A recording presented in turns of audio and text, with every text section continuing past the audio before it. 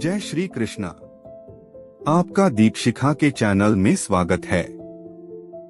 श्रीमद् भगवत गीता अध्याय 2 भाग 5।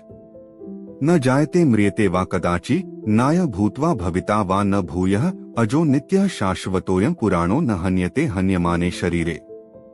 इसका भावार्थ है, आत्मा के लिए किसी भी काल में न तो जन्म है न मृत्यु, वह न तो कभी जन्मा है न जन्म लेता है और न जन्म लेगा। वह अजन्मा, नित्य, शाश्वत तथा पुरातन है। शरीर के मारे जाने पर वह मारा नहीं जाता।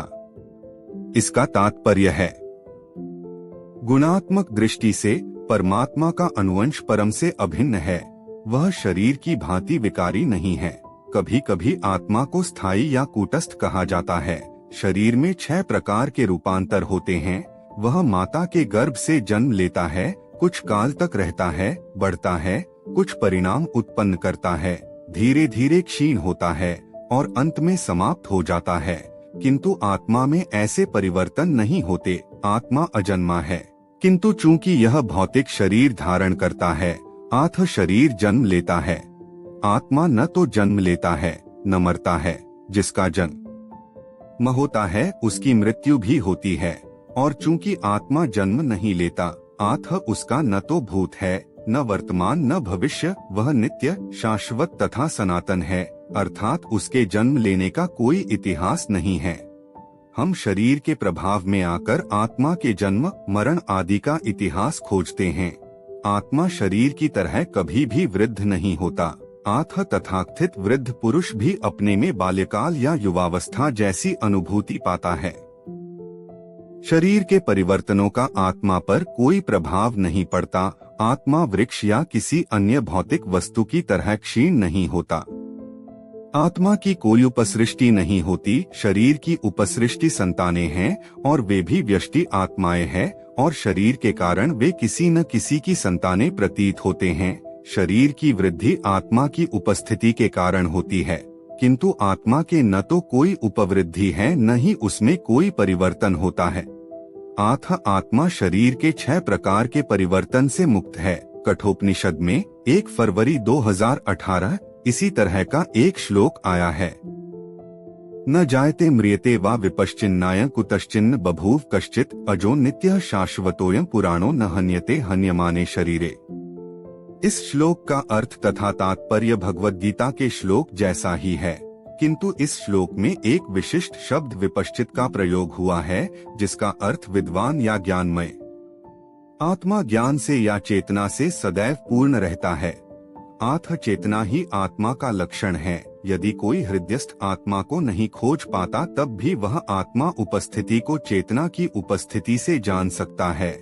कभी कभी हम बादलों या अन्य कारणों से आकाश में सूर्य को नहीं देख पाते, किंतु सूर्य का प्रकाश सदैव विद्यमान रहता है।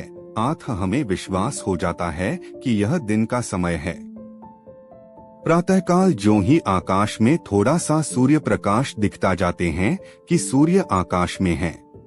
इसी प्रकार चूंकि शरीरों में, चाहे पशु के हों या पुरुषों के, कुछ चेतना रहती है, अतः हम आत्मा की उपस्थिति को जान लेते हैं। किंतु जीव की यह चेतना परमेश्वर की चेतना से भिन्न है, क्योंकि परम चेतना तो सर्वज्ञ है। भूत, वर्तमान तथा भविष्य के ज्ञान से पूर्ण व्यष्टि जीव की चेतना विस्मरणशील है। जब वह अपने वास्तविक स्वरूप को भूल जाता है, तो उसे कृष्ण के उपदेशों से शिक्षा तथा प्रकाश और बोध प्राप्त होता है। किंतु कृष्ण विस्मरणशील जीव नहीं है। यदि वे ऐसे होते तो उनके द्वारा दिए गए भगवद गीता के उपदेश व्यर्थ होते। आत्मा के 2 प्रकार हैं, एक तो अनुआत्मा और दूसरा विभुआत्मा। कठोपनिषद में इसकी पुष्टि इस प्रकार हुई है। अनोर्नियान महतो महीयानात्मास्य जंतोर्निहितो गुहायां तमकृतुः पश्यति वीक्षोको धातुः प्रसादान महिमान्मात्मनः। परमात्मा तथा अनुआत्मा दोनों शरीर रूपी उसी वृक्ष में जीव के हृदय में विद्यमान हैं, और इनमें से जो समस्त इच्छाओं तथा शोकों से मुक्त हो चुका है, वही भगवत कृपा से आत्मा की महिमा को समझ सकता है। कृष्ण परमात्मा के भी उद्गम हैं, जैसा कि अगले अध्यायों में बताया जाएगा, और अर्जुन अनुआत्मा के समान है जो अपने वास्तविक स्वरूप को भूल गया है। अथ उसे कृष्ण द्वारा या उनके प्रामाणिक प्रतिनिधि गुरु द्वारा प्रबुद्ध किए जाने की आवश्यकता है। वेदा विनाशिनम नित्य य एनम व्ययम कथन स पुरुषः पार्थ कं घात्यति हंति कम। इसका भावार्थ है, हे पार्थ, जो व्यक्ति यह जानता है कि आत्मा अविनाशी, अजन्मा, शाश्वत तथा अव्यय है, वह भला किसी को कैसे मार सकता है या मरवा सकता है। इसका तात्पर्य है, प्रत्येक वस्तु की समुचित उपयोगिता होती है, और जो ज्ञानी होता है वह जानता है कि किसी वस्तु का कहाँ और कैसे प्रयोग किया जाए। इसी प्रकार हिंसा की भी अपनी उपयोगिता है, और इसका उपयोग इसे जानने वाले पर निर्भर करता है। यद्यपि हत्या करने वाले व्यक्ति को न्याय संहिता के अनुसार प्राणदंड दिया जाता है, किंतु न्यायाधीश को दोषी नहीं ठहराया जा सकता है, क्योंकि वह न्याय संहिता के अनुसार ही दूसरे व्यक्ति पर हिंसा किए जाने का आदेश देता है। मनुष्यों के विधि ग्रंथ मनु संहिता में इसका समर्थन किया गया है कि हत्यारे को प्राणदंड देना चाहिए, जिससे उसे अगले जीवन में अपना पाप कर्म भोगना न पड़े। अतः राजा द्वारा हत्यारे को फांसी का दंड एक प्रकार से लाभप्रद है। इसी प्रकार जब कृष्ण युद्ध करने का आदेश देते हैं तो यह समझना चाहिए कि यह हिंसा परम न्याय के लिए है, और इस तरह अर्जुन को इस आदेश का पालन यह समझकर करना चाहिए कि कृष्ण के लिए किया गया युद्ध हिंसा नहीं है, क्योंकि मनुष्य या दूसरे शब्दों में आत्मा को मारा नहीं जा सकता। अतः न्याय के हेतु तथाकथित हिंसा की अनुमति है। शल्यक्रिया का प्रयोजन रोगी को मारना नहीं, अपितु उसको स्वस्थ बनाना है। अतः कृष्ण के आदेश पर अर्जुन द्वारा किया जाने वाला युद्ध पूरे ज्ञान के साथ हो रहा है, उससे पापफल की संभावना नहीं है। वांसासी जीर्णानि यथा विहाय नवानि गृह्णाति नरो प्राणी तथा शरीराणि विहाय जीर्णा न्यन्यानि संयाति नवानि देहि।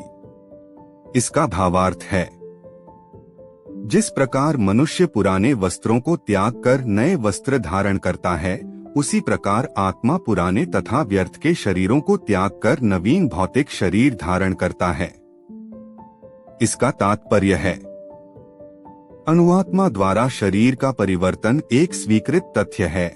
आधुनिक विज्ञानी जन तक, जो आत्मा के अस्तित्व पर विश्वास नहीं करते, पर साथ ही हृदय से शक्ति साधन की व्याख्या भी नहीं कर पाते, उन परिवर्तनों को स्वीकार करने को बाध्य हैं, जो बाल्यकाल से कौमारावस्था और फिर तरुणावस्था तथा वृद्धावस्था में होते रहते हैं। वृद्धावस्था से यही परिवर्तन दूसरे शरीर में स्थानांतरित हो जाता है। इसकी व्याख्या एक पिछले श्लोक में की जा चुकी है। अनुआत्मा का दूसरे शरीर में स्थानांतरण परमात्मा की कृपा से संभव हो पाता है। परमात्मा अनुआत्मा की इच्छाओं की पूर्ति उसी तरह करते हैं जिस प्रकार एक मित्र दूसरे की इच्छा पूर्ति करता है। मुंडक तथा श्वेताश्वतर उपनिषदों में आत्मा तथा परमात्मा की उपमा दो मित्र पक्षियों से दी गई है, और जो एक ही वृक्ष पर बैठे हैं। इनमें से एक पक्षी अनुआत्मा वृक्ष के फल खा रहा है, और दूसरा पक्षी कृष्ण अपने मित्र को देख रहा है। यद्यपि दोनों पक्षी समान गुण वाले हैं, किंतु इनमें से एक भौतिक वृक्ष के फलों पर मोहित है, किंतु दूसरा अपने मित्र के कार्यकलापों का साक्षी मात्र है। कृष्ण साक्षी पक्षी हैं और अर्जुन फलभोक्ता पक्षी। यद्यपि दोनों मित्र सखा हैं, किंतु फिर भी एक स्वामी है और दूसरा सेवक है। अनुआत्मा द्वारा इस संबंध की विस्मृति ही उसके एक वृक्ष से दूसरे पर जाने या एक शरीर से दूसरे शरीर में जाने का कारण है। जीव आत्मा प्राकृत शरीर रूपी वृक्ष पर अत्यधिक संघर्षशील है, किंतु जो ही वह दूसरे पक्षी को परम गुरु के रूप में स्वीकार करता है। जिस प्रकार अर्जुन कृष्ण का उपदेश ग्रहण करने के लिए स्वेच्छा से उनकी शरण में जाता है, त्यों ही परतंत्र पक्षी तुरंत सारे शोकों से विमुक्त हो जाता है। मुंडकोपनिषद तथा श्वेताश्वतर उपनिषद समान रूप से इसकी पुष्टि करते हैं। गीता का अगला अध्याय सुनने के लिए चैनल को लाइक, शेयर और सब्सक्राइब जरूर करें। धन्यवाद।